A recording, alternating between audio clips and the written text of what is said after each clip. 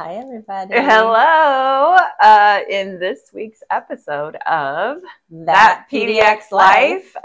We are your hosts, Tara Stone. Tamara there.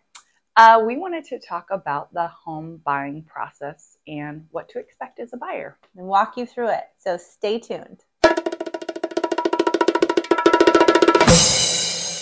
Okay, so if this is your very first time to our channel, welcome. Thank you for coming, and like and subscribe if you like some of this information that we do end up imparting to you. Yep.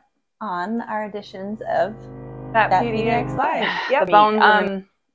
Buying a house comes with a lot of steps, and it might feel a little bit overwhelming, or maybe this is the second time you bought, but it was like 10 years ago. So we wanted to talk about kind of start to finish, the different stages, and what to expect as a home buyer. We'll go over some of the costs maybe you weren't thinking about and different things like that. So, and let you know, even though it is a stressful situation and time in your lives, we are here to take on the majority of that stress so you don't have to. Yeah, we're going to filter it right through us. And we'll explain to you how we do that along the way. Let's say we get a call, from a buyer, they reach out on Zillow or whatever. Typically, the first thing that we ask is, are you pre-approved, and are you working with an agent? With an agent, and those two keys or questions are crucial to kind of help us understand and set the stage for moving to the next step. So, pre-approval, I would say, is step one. And you want after you decide to use us as your realtor. Yeah, you got to. Yeah, then step one would definitely be pre-approval, because we don't want you to fall in love with a house and then get you pre-approved and find out you can't afford it. It's like going to the grocery store and getting at Costco, and then you're like, oh, I didn't bring my checkbook, or oh, nobody has checkbooks. Your debit card.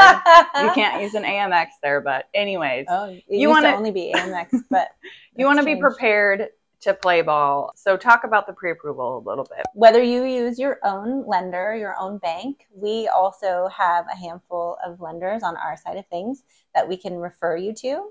And they're going to ask you to fill out a bunch of information that they have access to pulling your credit. They don't have to do it right away if you're kind of in the very preliminary stages of things.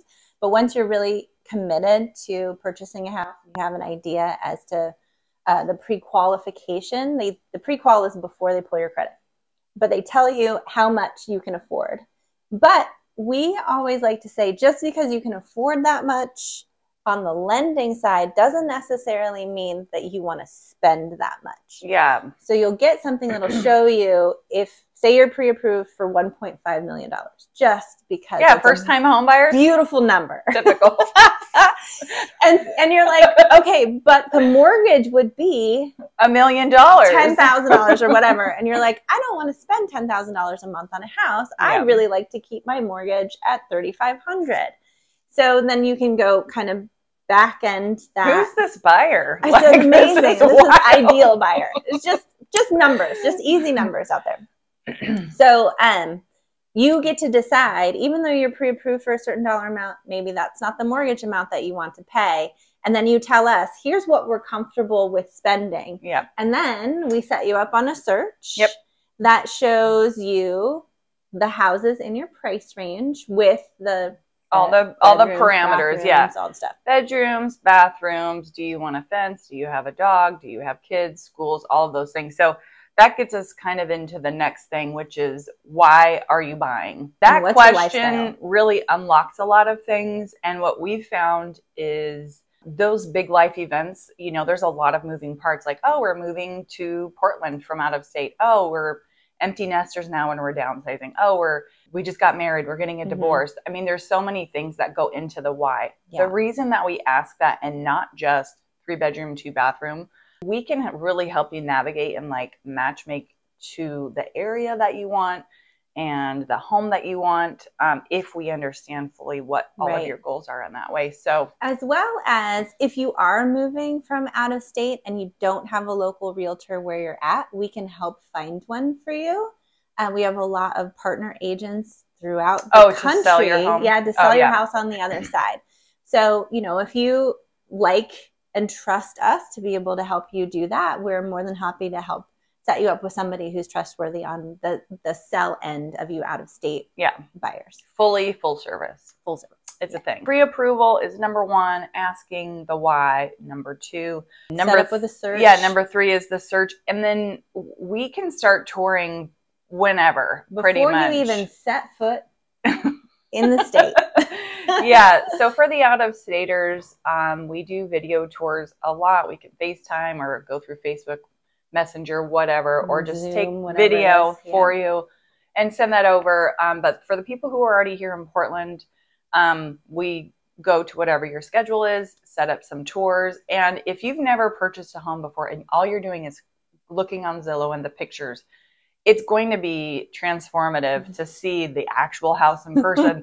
Because what These photographers are amazing. This little tiny living room they can make look magnificent. And how you go through a home. Do you like to cook a lot? Do you have a pet and need to, not carry them down the stairs? Like, there's so many things that go through it. And for first-time home buyers, I think it's really important for you guys to see it somehow, whether it's virtually with the flow of how it works, because it is such a different thing when you go from walking into a place and thinking, oh, I could totally live here for 6 months or a year. And when you're buying a house and you're putting down a ton of money and you're borrowing a ton of money, and it's such an important part of your life, and you're expecting to be in it for 5, 10, 15 years, you really want to be able to see it in person and see how it flows and how it works for your particular lifestyle. Like Tara's saying, if you're a major cook and you have a tiny little kitchen that's not going to fit all of your cooking equipment. It matters. It matters so much. Like if you sit on the toilet and then your knees hit the bathtub. You're like, you can basically brush your teeth on the toilet because the sink is right here. Yeah. All of those things matter. The other thing that we do is the smell test. And okay, that probably sounds weird, but I have seen pictures of these homes that look beautiful, and then you walk in and it smells like cat piss and it's like disgusting, or it smells like somebody died in there. Maybe they did. I don't know. So musty and moldy. Yeah, we'll go into if it has a basement, there's a lot of homes in Portland that have basements. So we do the smell test down there. Does it smell dry? You can actually smell if it smells dry. You can tell. Or not. We're looking up into the rafters to see if there's mold, which typically there is a lot of mold. It's super, rainy here a lot. So those kinds of things, when we start looking through the houses, you're going to look to see, oh, it looks so cute. We're going to look to see, does it have mold or the potential electrical issues? How does the roof look? So like we try to match those together and prepare you on what that home is going to take to maintain and all of those things. Right. Sorry, my dogs are making noises. You're knocking on the window over here. It's not a ghost. Okay, so the next step, after we tour for a little while, typically I think what we're seeing with our active buyers, it's about 1 to 3 months to match make on the home. Before in the market 6 to 8 months ago, it happened a little bit faster sometimes because things were just really moving. Now you have the benefit of having homes that will stay on a little bit longer. So you can actually like digest, oh, we just looked at that home, and like maybe take a second look, maybe bring your parents there or your partner or whatever. You can kind of digest that information. Or your general contractor if you think you want to tear down some walls and make some improvements. We've done that too. So the next step would be getting ready to write your offer. And we're going to go into that a little bit, and within the offer, all of the contingencies. So say you found the one, the first thing we're going to do is call the listing agent. Yes. This is called pre-brokering, and this has literally made or broken deals for us, because first of all, we're establishing a relationship with the other side. And again, asking the why question. Why is the seller selling, and what's important to them? What's important to them to receive in an offer. Yeah. And why do we do that? Well, so that we're not flying blind. I mean, you're just going to be like, well, I feel like maybe this is a good offer. Throw in the darts. We'll find out whether they want some rent back and how much that is. And we'll talk about that a little bit later as well. If they're really married to the price, if they're super motivated, if they're willing to, at this point in time right now, buy down your rate. We can talk about that a little bit more too, for those of you who don't understand that yet. So lots of reasons why it's important for us to establish a relationship with that other agent. And at the same time, we get to say, hey, agent, listing agent, we call them LAs. Hey, LA, this is Tara and Tam, and we've been in the business collectively for 10 years. We don't like to see deals fall through, we want to cooperate with you and negotiate and make a win-win situation on both sides. To make that other listing agent feel like, oh, they're going above and beyond and they're doing things that other brokers aren't doing, which is have the conversation. And we say things like, let me tell you a little bit about our buyers. Mm-hmm. You know, they are from out of state, but they're super excited to move here. We've done all of these tours. Whether you've been through or not been through, you know, they love the house. They want to maintain it to the standards of the current sellers or improve upon it in whatever fashion that may be, and help them tell the story to their seller as to why, not just the offer that we're going to give them, but also why they might want to sell to you in particular as the specific buyer. Yeah. So there's lots of good reasons to do that. And that's crucial, whether there's another offer, 10 offers, or just your offer, right? The seller wants to know and understand, because you as the buyer and seller don't actually get to interface. We get to do that. We liaise with the listing agent. And, you know, so we're trying to help everything run smoothly. We're trying to kind of predict and see if there's going to be issues kind of coming up. We also want to know and ask some questions like, how old is the roof? Is there a buried oil tank? You know, have they done any improvements or remodeling that's not permitted? Just kind of things like that, again, to prepare you. And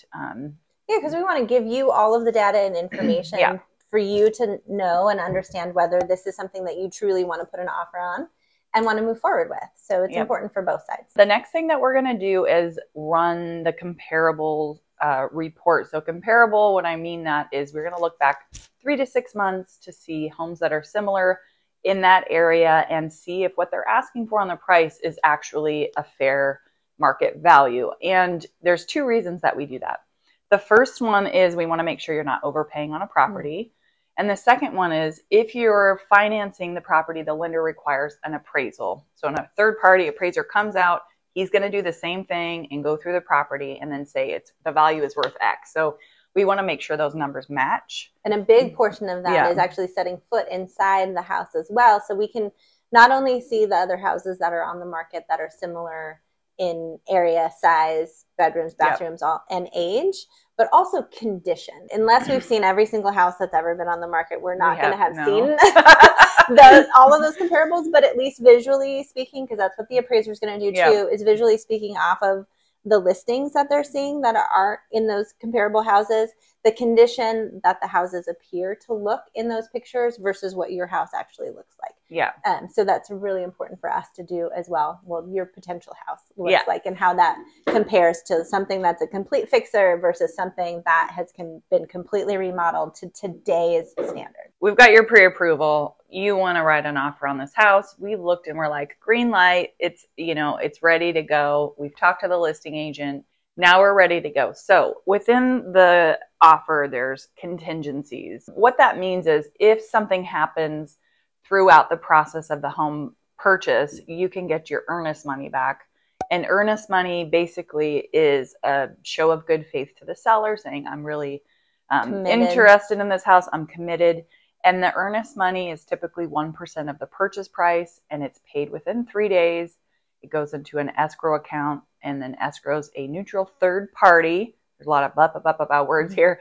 And they just hold on to it. The sellers don't get that money. It'll go towards your down payment at the end. Contingency, say the sellers accept your offer. We get into contract, you know, popping bottles, all that good stuff. What's our first contingency? Well, so inspection. If you got your offer accepted today, your timelines start tomorrow. Unless it's a weekend. It's business days. Business days. So the following business day. So if today is Saturday and you get your offer accepted, contingencies start on Monday. Yeah. Unless Monday is a holiday. Don't worry about all this. We'll give you something that lays all of this out. So in the inspection period, you have 10 business days unless we negotiate something else. So in terms of when you're on multiple offer situations to sweeten the deal, we might lessen that inspection period. And then so in the inspection period, typically 10 days again, you have your inspections done on the house. One is the whole house. So an inspector is going to come in, look at the roof and around the walls and in the crawl space and everything in between. They're going to run sinks and faucets and fill them up, make sure there's no leaks. They're going to look at electrical panels, do all of these things, and they're going to come up with a report. And even if the house is in perfect condition, which never happens. Yeah. You're going to get a 40-page report of all the pictures saying they inspected all those things. And then you get a radon test and a sewer test. Unless you have a septic, you get a septic test, a well test, like all of these little tests. And that's additional out-of-pocket expenses for you. And that varies based on the age and size of the house. And then once we get that information, if for some reason you decided that you wanted to pull the plug because like the foundation is crumbling or something major like that, within that contingency period, again, you get to say, sorry, I'm out. Deuces, give me my money, and I run. We're not at the casino. So that's a contingency. It's a protection for you to be able to say, I gave you this money in good faith, but your house is not giving me good faith back. So I'm taking this and I'm going to go to the next. Put it all on back. We don't see a lot of terminations. We typically, when we walk through the house with you, we're visually inspecting what we can see, right? So we typically can see, unless it's a crawl space, we don't know if the foundation's bad, but you can usually tell with the floor. So when we get the inspection report, we go over the report with you, with the inspector. And then what Tam and I do, and some agents don't do this, we like to get bids on the major items, anything health and safety, which is electrical, mold, anything like that. We get the bids and then we come to you and say, we want to renegotiate with the sellers, either for credits in lieu of repairs or purchase price reduction, or, you know, a combination of those things. So, or to have them actually make repairs. Yeah, if it's mold or some radon or something easy like that, then sometimes they can do that before closing. Typically, we like to know ahead if we think this is going to be a good fit, but the inspection will tell us more. The second, third contingency, they're a little, you know, less like intensive, but the title report, to review that and make sure there's no liens and the property taxes are paid for, and the seller disclosures. And those are sellers disclosures is every time a house gets listed, the sellers have to fill out this 3 or 4 page. It's like 7 pages. Oh shit. Anyway, this report that they're supposed to disclose everything that they know that is right or wrong with the house. Has the roof ever leaked? Yes. Did you have it repaired? Yes. Yeah. Just, all that. Has the basement ever flooded? Yes. Did you have that repaired? Yes. If there's a yes and there's an asterisk next to it, there's an additional addendum portion that lists out what they did to make the repair, when it happened. And then we can also ask, well, do they have any paperwork associated with that, and get that to you as well. They disclose all of the things, like, is the HVAC system, the furnace and all of that stuff work in good working condition? Yeah, the appliances, the electrical panel, all of the stuff. Say they did a remodel and it wasn't permitted. They need to disclose that. We also have ways to look it up and check to make sure everything's finalized. Some things that you won't see on a disclosure is like, do you hate the neighbors and do they suck? Yeah. Like, that's not going to be on there. Did somebody die in the house? That's not going to be on there. We're not one of those places where you have to disclose. But we'll tell you if it's spooky, because we'll know. And like, if the things you would know, if say somebody was like making illegal substances and it's busted, like, we would know that, because there would be certain things that you would find out. There's been a few houses in Portland that they're like, you don't want to go there, no, even if it's for $1. Like, well, we just did a deal. It was really funny, where the inspector was like, "Hey, this crawl space had paint in it, which is an indication that they probably were covering up mold." And we asked the listing agent what was going on, and they're like, "Oh, don't worry about it. They were just growing weed down there." So, not the sellers, but the people who they bought it from. Could have been those sellers. I don't know. No, do you remember the one? She just said previous owners. Do you remember the house we saw? It was like an open basement, and there was a foundation, a concrete foundation, and then within that there was a wall to a little crawl space. People wanted to grow drugs down there. Drugs. They grew drugs. I've never done drugs in my life. So they cut out a part of the foundation, like idiots. They were probably high. Yeah. To like, this get is their a great idea. I have the best idea. Let's just cut a hole in the foundation. Anyway, sorry. We've seen a lot of things. Appraisal, which we kind of already talked about. That's another contingency. So say the house is worth $500,000, but the appraiser's like, it's only worth $475,000. Okay, so a couple things happen here. First of all, we notify the listing agent and say, hey, the appraisal came in low. We'd like the seller to pay the difference or come down on their price rather. Typically what we see though is the buyer and seller kind of split the difference, which means because it's not appraising, the lender won't actually cover that amount. So you're going to have to come in out of pocket. It's called an appraisal gap to do that. If you don't have those funds and you can't come out of pocket, then we let the listing agent know that, and then maybe the deal is done. The good news is you can still get your earnest money back. It's bad news because, you know, it didn't appraise. That doesn't typically happen, and we were seeing that more when people were like bidding up and over. So now with the market where it's at, I feel I've seen it a lot less. A little bit more. Yeah. Yeah, but that's another contingency in there. Say it's $500,000 and the appraisal comes in at $505,000. Then what happens? Then you just have instant equity. Instant equity. Yay! And in these you don't have to split that with the seller. No, you just need to keep it. And we actually don't even tell them. We say it came in at value with no condition. So that there, yeah, that's great. Oh, we should talk about conditions though. I think that we can talk about that later. Okay, we'll talk about that. We'll That's like conditions. Video B when we go to like dig down into all those Don't things. worry, we have ways. Anyways, final condition. Say your loan goes through, we go to final underwriting. One of the things that the underwriter does before they approve everything and then send your loans out, your documents out an underwriter? To an underwriter is somebody they're really cool. They work for the lender. They work for the lender, and they go through and verify that everything matches up with the guidelines, employment, and all your tax information is there. They're basically like looking everything over to make sure it's all good, all kosher. So one of the final things they do is they call your employer and say, hey, is so-and-so still working there? For you.